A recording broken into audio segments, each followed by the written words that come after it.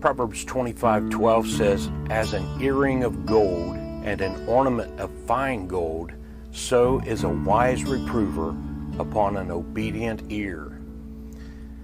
I've been reproved and rebuked for some of the dumbest things as a pastor.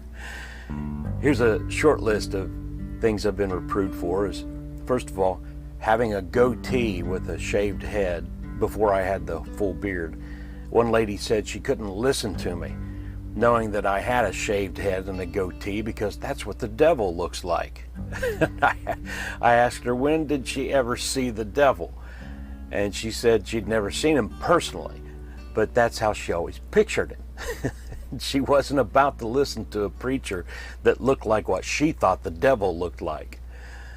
I've been rebuked as a false teacher for not wearing a suit and tie when I preach. Most of the time I wear something tropical looking or something, I call it my liturgical robes. One lady, she had short hair, wore slacks, and rebuked me for not preaching against men having hair over their shirt collar and for not preaching against women wearing slacks. As I said, she wore slacks. I've been telling jokes and being funny just because that's my personality, but I've been rebuked for that, for daring to do so while teaching the Bible. And I've been rebuked for listening to bluegrass and country gospel. It's my heritage. It's where I was raised. And I've been rebuked for rejecting the flat earth theory, the Mandela effect delusion, and a dozen other Twilight Zone positions that professing Christians have fallen for or believed in. And I could go on. I've been rebuked for not having communion every Sunday, for not teaching the necessity of baptism for salvation. I've been rebuked for preaching the Trinity, or for preaching eternal security, for believing in the pre-trib rapture, or for being a Christian Zionist. You just sort of get used to it after a while. And if a man's going to be faithful to the Word of God and to the biblical gospel and sound doctrine, he just has to get used to the fact that only a remnant of Bible believers is ever going to care for your preaching. And so I preach to those who have ears to hear, and then I pray for the rest and just keep on keeping on. But all Christians have always had to deal with foolish reprovers. The key is to know when the reproof is biblical and wise, and to know when the reproof is unbiblical and foolish. It reminds me of two of my favorite passages in the book of Job. His friends, in quotes, Eliphaz, Bildad, and Zophar, have been reproving Job instead of comforting him with wise words during his time of loss and trial, and they've been reproving him with foolish reproof.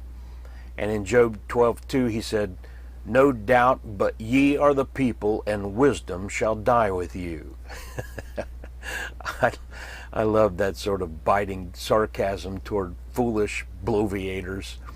And it's crazy. Through the years, anytime a preacher talks like that, they'll say, "You call yourself a preacher."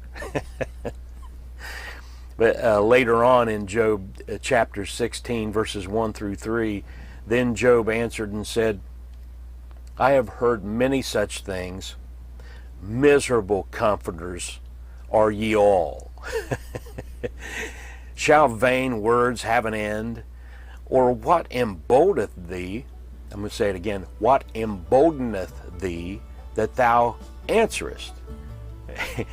He's saying, you're not wise reprovers. They only thought they were wise. And where do you find such confidence in your foolishness that you think is wisdom when it's all just hogwash? That's basically what Job is saying there. As an earring of gold and an ornament of fine gold, so is a wise reprover upon an obedient ear. And that's the key. Again, we've said it a couple of times now. It must be a wise reproof for it to be worth anything. So embrace sound wisdom from a wise reprover, but just ignore the rest.